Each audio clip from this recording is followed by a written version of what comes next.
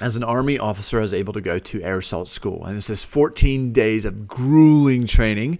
Every day was, in your mind, the last day because it was that hard. You had drill sergeants smoking you. You had obstacle courses that were impossible. You had phase 2 of training, which was the most anxiety-ridden for me, where you had to analyze sling loads. A sling load is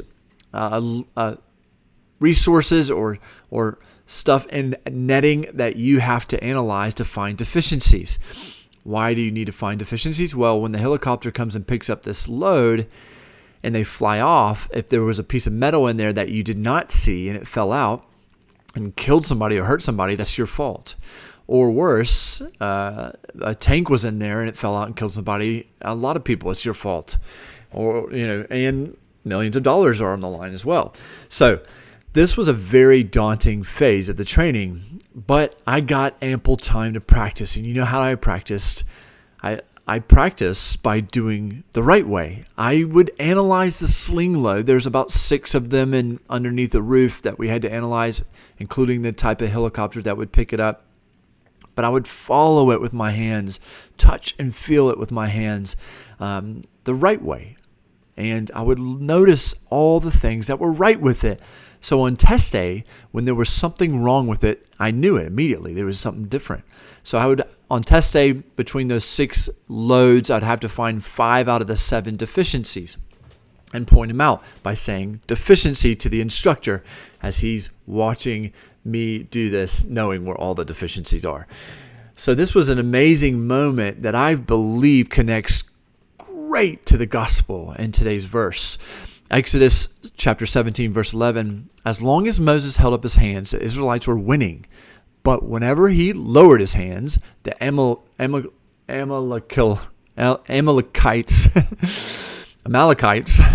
were winning. Wow. I've had some coffee. Actually, no coffee. All tea this morning. I'll get there. And talk about some pressure. And talk about like, man, I'm in the desert and I have to go fight people again. Did I not just get chased down by the most scary army in the world? The Israelites are still being pursued by enemies.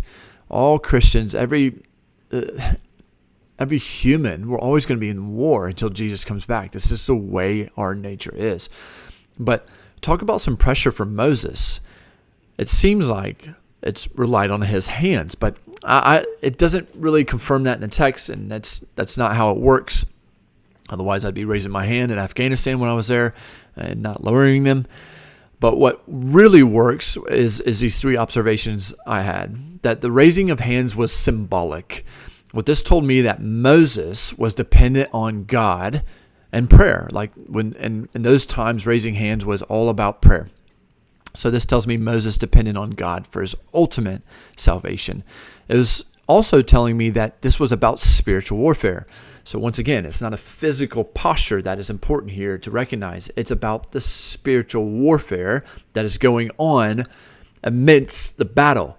And that told me that because of Moses' hands being raised, because he was really praying and depending on God, he was relying on God for his ultimate victory and not the swords on the sheaves or out of the sheaves and the weapons of the Israelites against that Amalekites. We'll just call them Amah. How about that? Be easier this morning. The third observation is this: the human participation in divine action.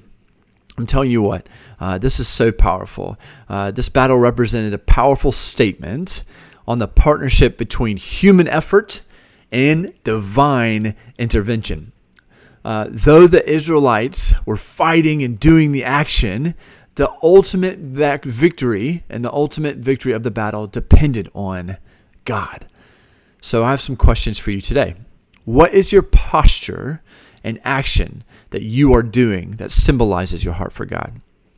How are you praying and acting to acknowledge that this isn't a battle against flesh and blood, but against the principalities? It's a spiritual warfare, Ephesians 6. And lastly, and most importantly, how are you acting? Are you acting solely on the flesh and what it desires and how it performs? Or are you partnering with the Spirit to fight your battles. And here's what I'm challenged to do from today's verse, and I hope you're challenged too. I'm challenged to fix my eyes on Jesus, to have a posture that symbolizes my heart for him, to acknowledge and pray into and act and do everything as if this was a spiritual warfare that I could physically see all around me. And I want to partner with God so I can understand all that is around me, not only in my own heart too, but around me, like I just said. And in this, I will be able to navigate the many deficiencies, not only in my own heart, but in the world around me. Because when we study the right thing, the one true truth, that is Jesus, his word, we will be able to define and see and point out the deficiencies in our own heart and in life.